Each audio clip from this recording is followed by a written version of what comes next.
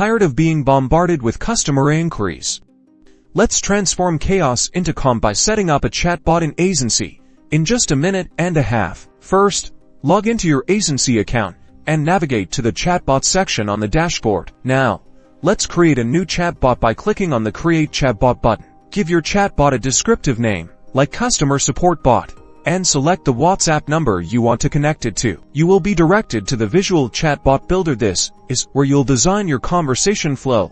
Let's start with a welcome message. Drag and drop a message note onto the canvas. In the message node, type your welcome message. Keep it friendly and informative. Next, let's add a user input node to understand what the user needs. Connect this node to your welcome message. Configure the user input node by adding options for the user to choose from, like order tracking, product inquiry, or other. Now, create separate message nodes for each option. If the user chooses order tracking, provide information about order tracking. Link each option to its corresponding message node. Time to test your chatbot.